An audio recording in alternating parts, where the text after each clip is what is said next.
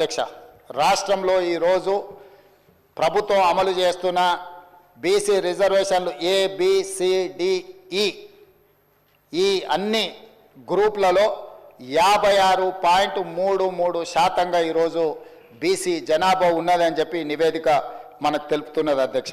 ముస్లిం మైనారిటీలో ఓసీలు 8,80,424 ఉండగా ఇది మొత్తంలో 2.48% ఉంది.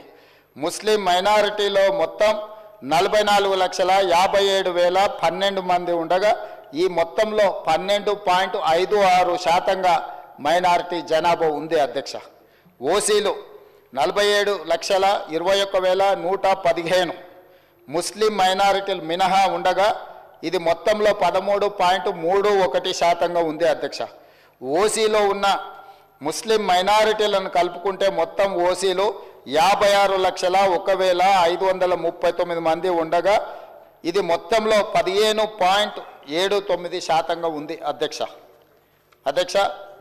ఈ సర్వే ద్వారా సేకరించిన డేటాను షెడ్యూల్డ్ కులాలు, షెడ్యూల్డ్ తెగలు, వెనుకబడిన తరగతులు మరియు రాష్ట్రంలో ఇతర బలహీన వర్గాల సంక్షేమానికి విధానాలను రూపకల్పన చేయడానికి ప్రభుత్వం ఉపయోగిస్తుంది. ఈ చర్య సమానత వృద్ధి పట్ల ప్రభుత్వ నిబద్ధతను మరియు తెలంగాణ ప్రజల భిన్న అవసరాలను తీర్చే పద్ధతిని ప్రతిబింబిస్తుంది.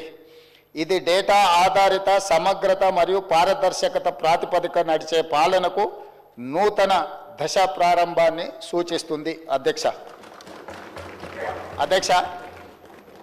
తమరికి తెలుసు అధ్యక్ష, ఈ దేశంలో బలహీన వర్గాలు, అది హిందువులకు సంబంధించిన బలహీన వర్గాలు కావచ్చు, ముస్లిం మైనారిటీలలో ఉన్న బలహీన వర్గాలు కావచ్చు, మొదటి నుంచి కాంగ్రెస్ పార్టీ, తెలంగాణ ప్రభుత్వం 50% పైగా జనాభా ఉన్నారని మనం వివిధ సందర్భాలలో చర్చించుకున్నాం, వివిధ సందర్భాలలో మాట్లాడుకుంటున్నాం.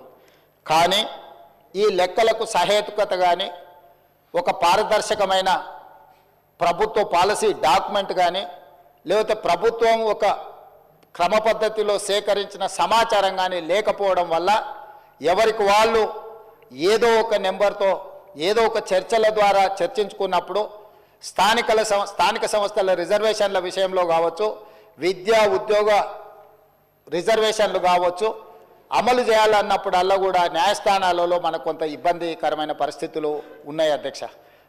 ఈ బలహీన వర్గాల జనాభా లెక్కలకు సంబంధించి ఒకవేళ మనం ఆలోచన చేసి ఈ సభలో మాట్లాడుకోవాల్సి వస్తే, ఈ దేశాన్ని బ్రిటిషర్స్ పరిపాలించినప్పుడు 1931లో కులగణన జరిగింది తప్ప ఆ తర్వాత స్వతంత్ర భారతదేశంలో 75 సంవత్సరాలు పూర్తి చేసుకున్న సందర్భంలో ఎన్నిసార్లు జనాభా లెక్కలేసినా 2001 జనాభా లెక్కలు కావచ్చు, 2011 జనాభా లెక్కలు కావచ్చు, లేకపోతే 91 జనాభా లెక్కలు కావచ్చు, లేకపోతే వెనక్కి వెళ్తే 81 జనాభా లెక్కలు కావచ్చు, ఇట్లా ప్రతి 10 సంవత్సరాలకు ఈ దేశంలో లెక్కిస్తున్న జనాభాలో ఎస్సీ ఎస్టీల వివరాలు మాత్రమే పొందపరిచారు తప్ప బలహీన వర్గాలకు సంబంధించిన ఇతర కులాలు ఉపకులాలకు సంబంధించిన వివరాలను ఏ రోజు కూడా పొందుపరచకపోవడం వల్ల 75 సంవత్సరాలు పూర్తి చేసుకున్న ఈ భారత స్వతంత్ర దేశంలో బలహీన వర్గాల యొక్క లెక్కనే లేకపోవడము, బలహీన వర్గాలకు ఒక ఆవేదనగా,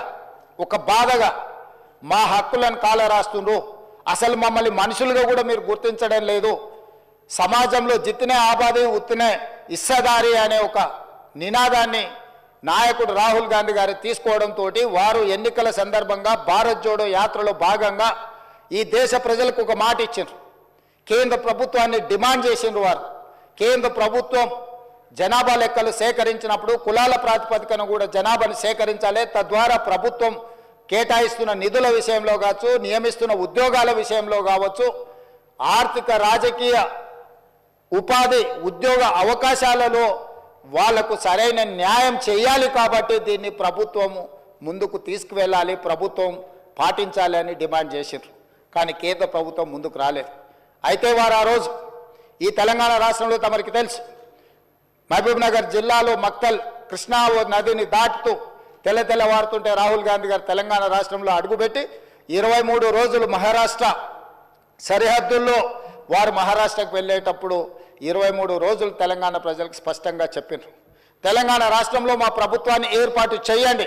నేను తెలంగాణ ప్రజలకు నేను మాట ఇస్తున్నా, మేము అధికారంలోకి వచ్చిన తర్వాత మా ప్రభుత్వం కులాల ప్రాతిపదికన జనాభా సేకరణ చేసి బలహీన వర్గాల లెక్క ఎంతుందో లెక్క తేల్చి వాళ్లకు రాజకీయ